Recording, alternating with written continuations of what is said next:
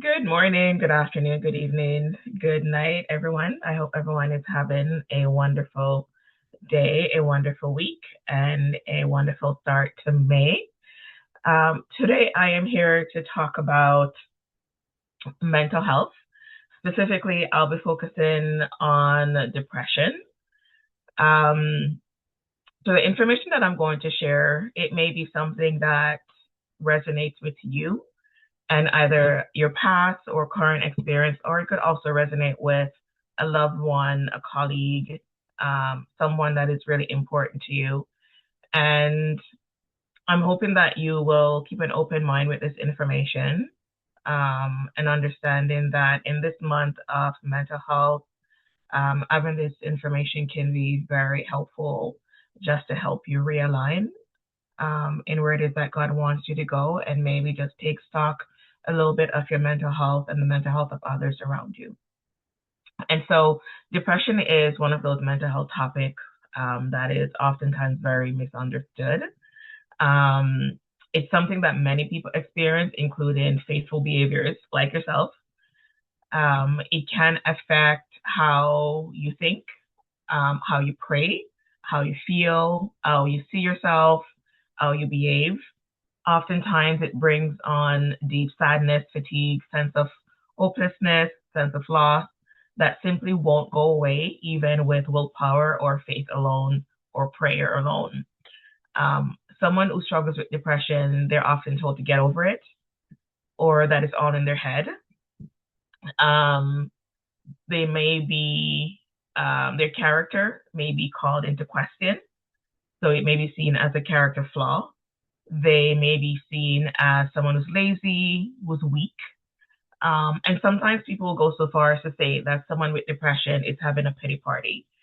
Um, I think it's very important that we look at depression from a lens of compassion, understanding, and care, not condemnation, not judgment, not criticism, because depression, we see depression in the Bible, and nowhere in the Bible did I see any of God's faithful servants, such as David or Elijah or Job. I don't remember reading anything about them being condemned. And so I think the same way depression is, or those seasons of sorrow or distress is viewed in the Bible with compassion and care, and that person is still purposeful. I would encourage us to also view depression within ourselves, but also within people that we care about from that same lens as well. Um, Many people who struggle with depression, they view themselves as being a burden on others. They believe that they will never experience joy or excitement again. And a lot of times they feel misunderstood, they feel ashamed, and a lot of times they feel very frustrated with themselves. And so, one thing that, I've come to realize is that healing from depression requires a combination of emotional support, professional help, community, and faith. Just in trusting God to be able to walk closely with you or with that person as you're going through that season of sorrow and distress. So, what is depression? Depression is when feelings of sadness, emptiness, irritability last longer than 2 weeks, and it affects a person's daily living, and it get in the way of them doing the very things that they want to do that they normally would enjoy. So you might ask, well, what causes depression? I don't like to use the word causes because there isn't any definitive or defined cause. I rather use the word vulnerabilities. And so vulnerabilities are, in my opinion, are things that would make someone more susceptible to struggle with depression or different forms of depression. So one of those would be life challenges that feels overwhelming. This could maybe include long-term unemployment or sudden unemployment, abusive relationships, isolation, prolonged or ongoing stress. It could be loss of a loved one. It could be the ending of a relationship. It could be maybe just even having a baby or retiring or needing to change your home right away. So it could be any kind of sudden life transition or even long-term life transition. It could be also just, even just living in poverty, neglect, strained relationship, Those are things that that can lead to someone struggling with depression, especially if they don't have the necessary resources or support or coping strategies to be able to help them to get through those difficult moments. Another vulnerability would be changes in the brain. And that could be due to long-term stress. It could be due to chemical imbalance that affects a person's mood or motivation level. A third vulnerability would be personal factors such as family history.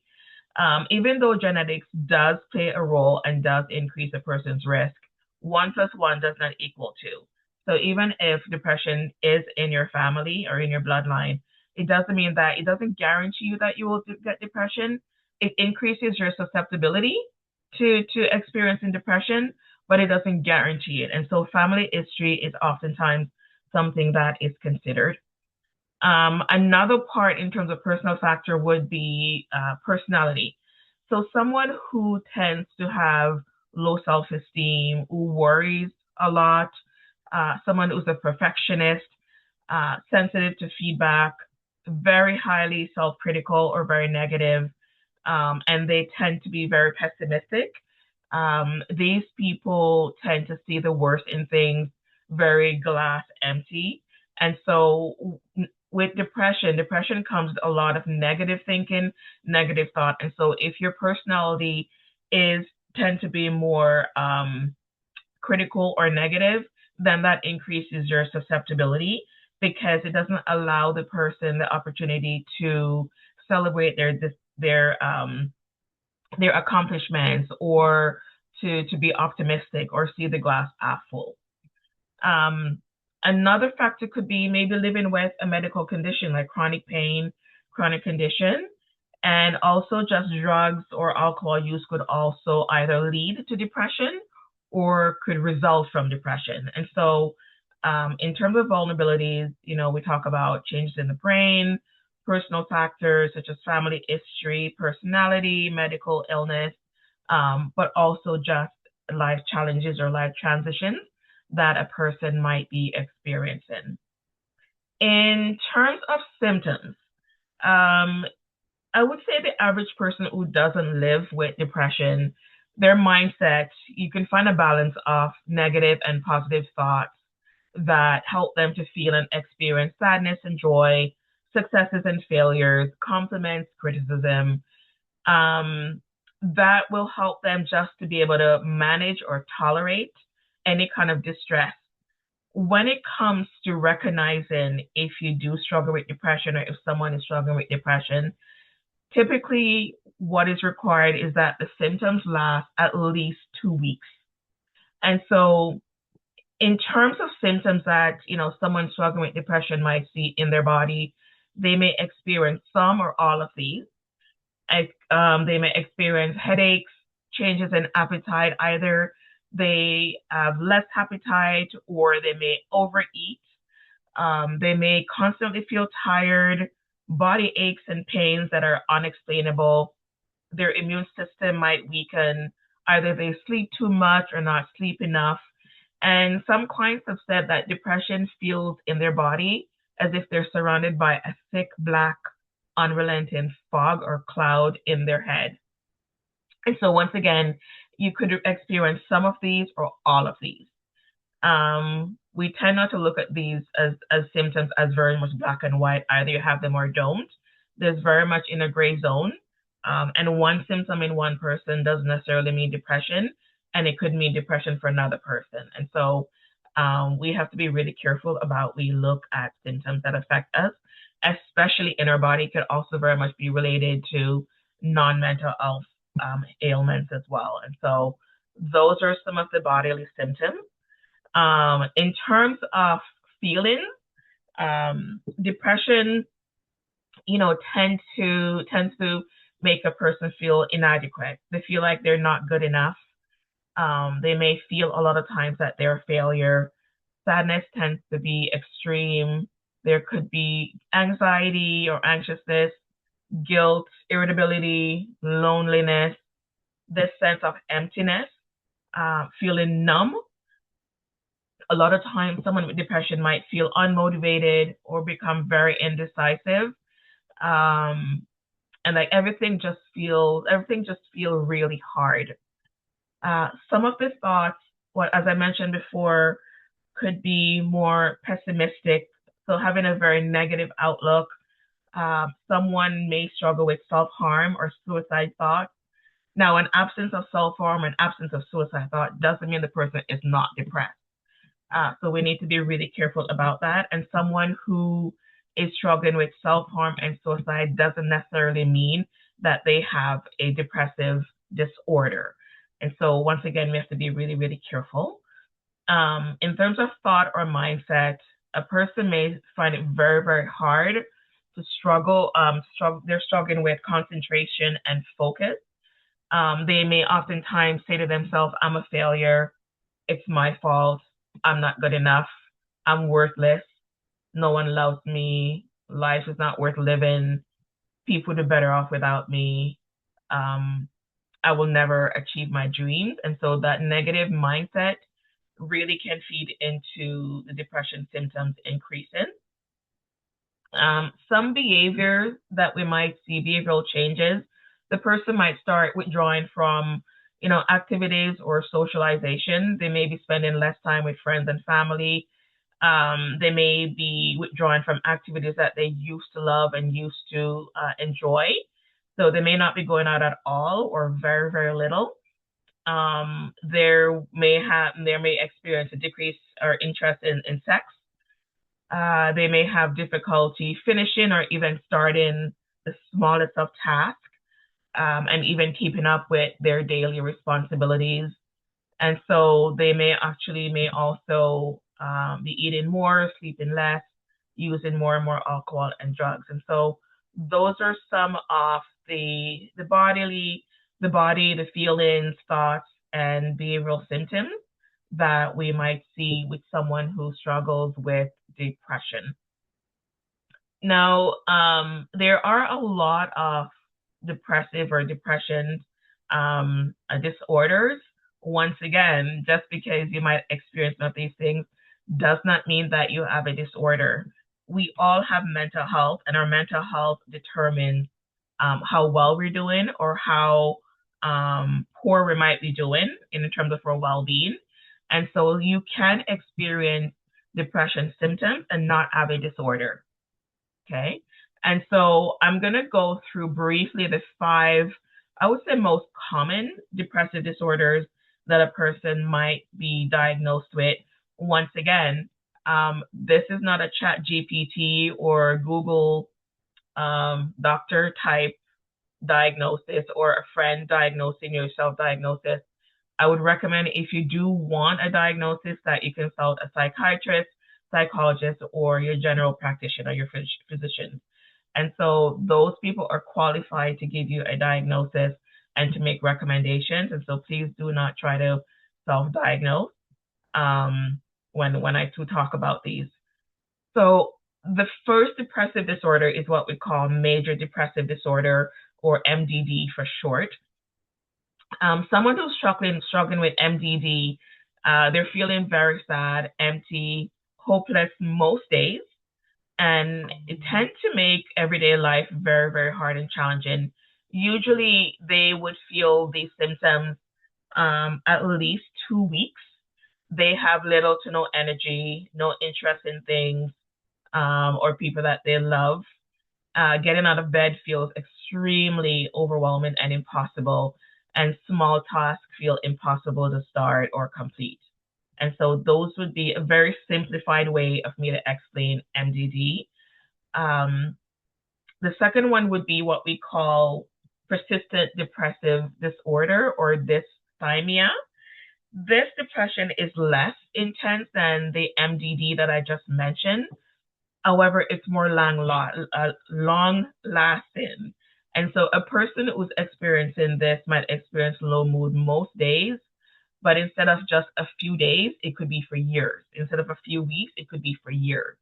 And so even though it's not as intense as MDD, it tends to last and be around a lot longer in terms of depressive disorder. For this one, once again, they may feel low mood, extreme sadness, and unmotivated.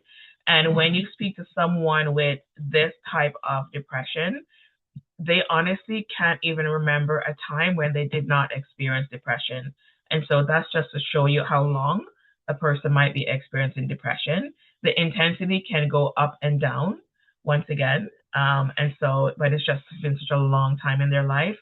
It's very difficult for them to see their identity separate from depression. And so a lot of times people might refer to themselves as, I'm depressed, I'm a depressed person, because it's been so ingrained in them and so a part of their identity that it's how they function in society.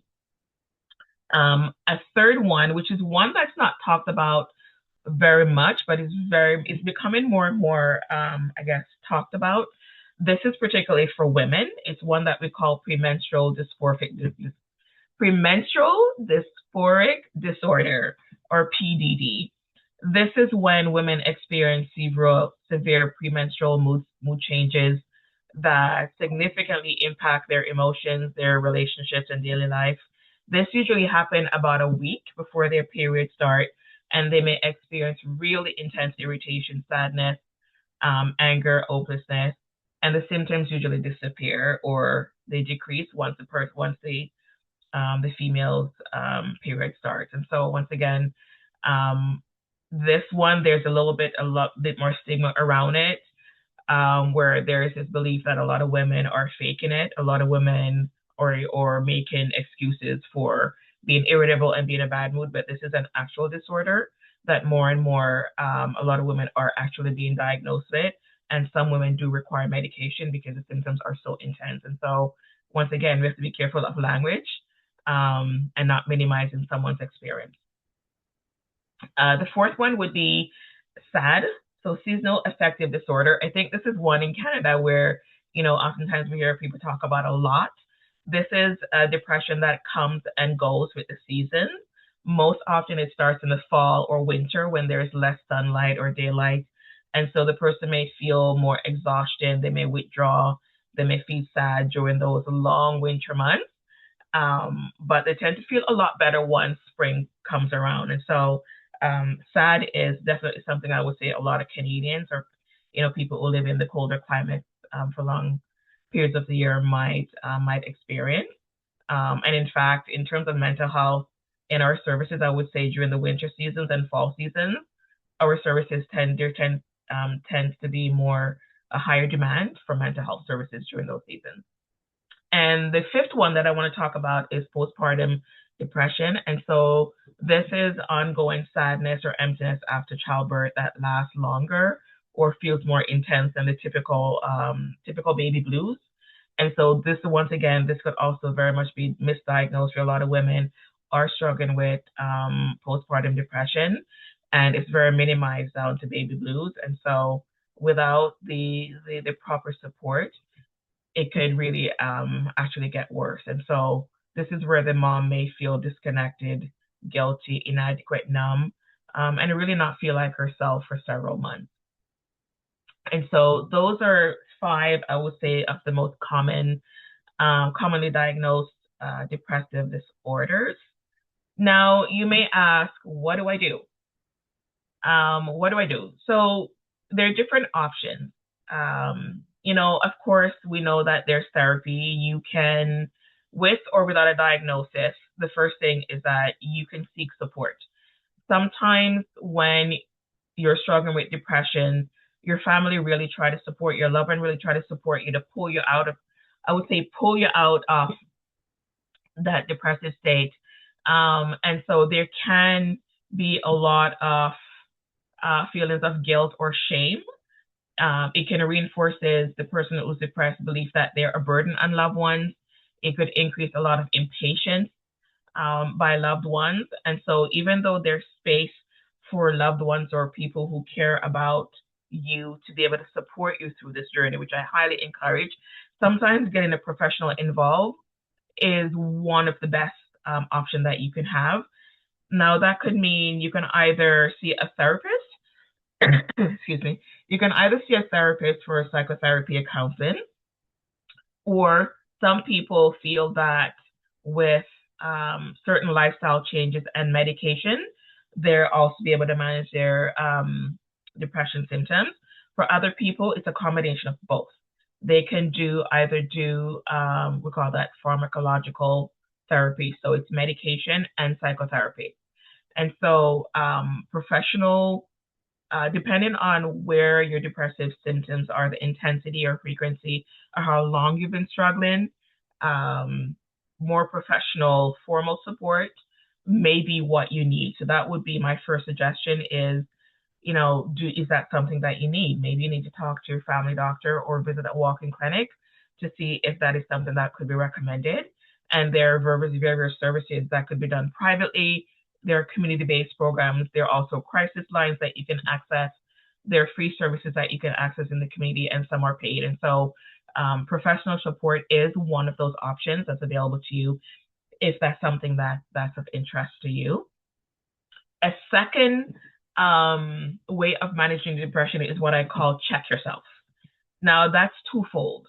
The first part would be self-awareness. This is where you have to be present and take stock of, notice what's happening in your mind, with your feelings, in your body, in your daily life. Do you notice that of late and for a while, if you've been struggling to function properly? Do you notice that some of these symptoms? So it's about building that awareness, and it's going to require you to stop and really do a quick scan of how you're doing emotionally. What's your mindset? What are your thought pattern like? What are your actions like? Have you noticed any changes in yourself or loved ones? And so checking yourself is a self-awareness component. The second component is what I call being accountable. And so this is where by checking yourself, it's really about saying, admit that you're not fine, right? It's that you don't get close to healing or managing your symptoms if you don't face them. Pretending that you're not stressed, pretending that the symptoms are not there won't make them go away. It actually will make them worse. Think of almost like a closet. When you have guests coming over, this is not most of you, of course, you've got guests coming over and you try to stuff everything in the closet and you keep stuffing them in the closet, stuffing them. Eventually, everything is going to burst open.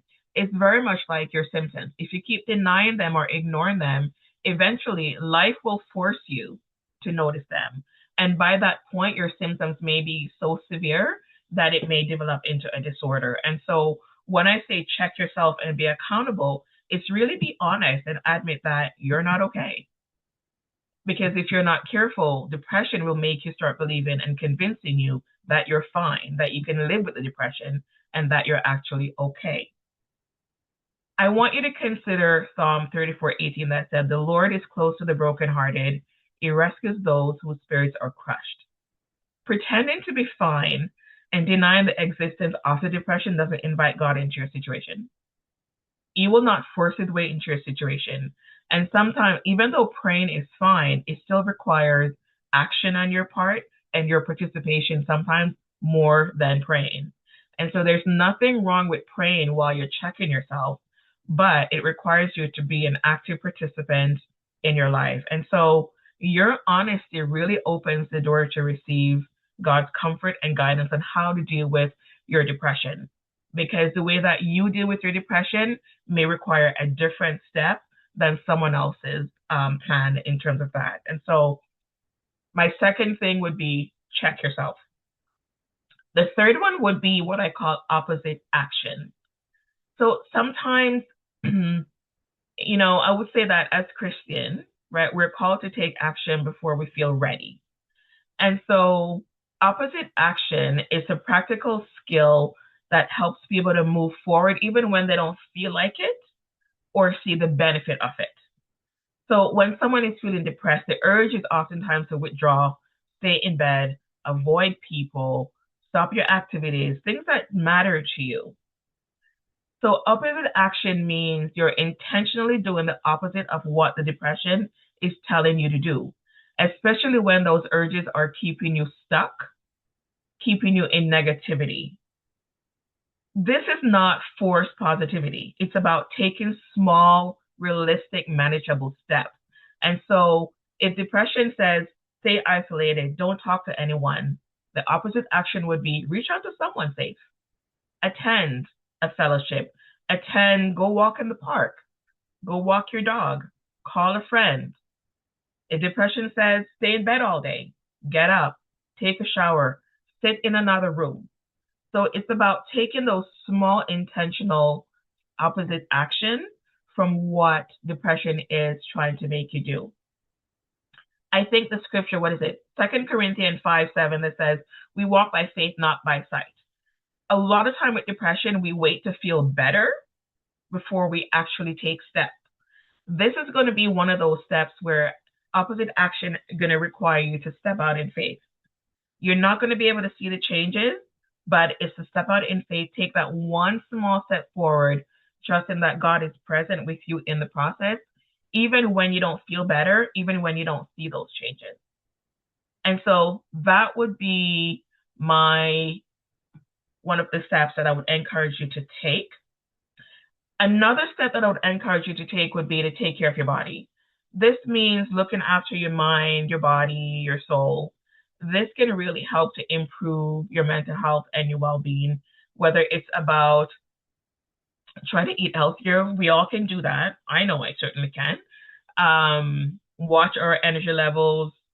We can, be more mindful of our general health and well-being, get regular checkup, do things to boost your energy, you may have to take more vitamins, manage your stress. It could be you may need to sleep more, go for a little stroll around the block. So just try to do something better to kind of take care of your body. And so because our mind, body, our soul, spirit are very much connected, you taking care of one small part could actually very significantly make changes in other areas of your life. The last step that I would suggest is to develop a life purpose or plan. This means it's not about, a lot of times with depression, people measure whether they're doing well. Their hope is based on achievements or feeling productive. When someone is feeling depressed or experiencing depression, motivation is low. A lot of times they're not able to do or get anything done. And so it's very, very hard to recognize those things. And so developing a life purpose or plan is about taking small steps of faith and trusting God to be there with you in the process. So once again, it could be about taking care of your body. It could be about maybe doing a grounding prayer or exercise in the morning or brief scripture reading in the morning. It doesn't have to be every day. You may have to start out with once a week, depending on where your depression symptoms is. It could be about, once every other day. You might be able to do that with someone. It could be maybe watching 5 minutes of a service. Once again, it's not about how grand the step is, it's about doing something. And sometimes in order to be able to pray every day, you may have to start by 5 minutes a day. And so this is where having people around you to encourage you will understand the importance of the benefits of those small steps can be very important. Having someone around you is very much all or nothing may not be the most supportive because they will not be able to recognize those small steps as actually a large accomplishment for someone who's experiencing depression. Another part could be, I would say, you may end your day in reflection. Notice one thing that aligns with your faith. It could maybe be practice honesty. Name how you're really doing to God. It could really be about just asking God to reveal the next step to you. It could be about texting someone. And so part of living life on purpose, like I said, it's not always about accomplishments or achievements or checking off the box. Sometimes it's about process. And Pastor has talked about that before, that God is a God of process. It's not always about the end result, in my opinion. Sometimes it's the journey and what do you learn, what do you do, how do you heal through that process. And so developing a life purpose or plan can be very, very helpful for someone who's struggling with depression. And so I know I gave you guys a lot of information today, and that's just a really small part of it. But what I really want you to understand is that depression isn't something to be ashamed of. It's not something to condemn yourself about. It's something that I would say most people will experience at some point in their life if they're honest with themselves. And so, you know, living in the world that we do, it's impossible that people are not going to experience some level of mental health struggle at some point in their life. And so, looking at that and normalizing that mental health struggle is a normal part of people's existence at some point because people go through distress. I think it's something for us to be able to demystify a lot of times what depression is and to really be able to walk with someone or even allow someone to walk with you through this. And so, as always, if you have any questions, I'm available. I'd be more than happy to support you with this. If this is a topic that you'd like to know more about, or maybe for us to put on a workshop or something about, please let me know. Let Pastor, and our number is on the screen. Our email is on the screen. And also there are different crisis lines around the city, like the Distress Center. That could be really, really helpful if you do need that support. And everything is confidential. And so once again, what you share with us, we're not going to be sharing. Pastor's not going to preach about it. We do keep what you talk about in confidence. It's about helping, walking alongside with you. And it's not about being nosy or wanting to know your business. And so we encourage you that if you are concerned that you're struggling with depression or that someone you know is struggling with depression, reach out to one of us, reach out to a professional like your family physician who you might be involved with. And, we've been more than happy to support you. And so, as always, I wish everyone a happy mental health month, happy mental health day, and blessings. And I hope that you're all doing well. And I wish you all a good day, good afternoon, good night, and good evening.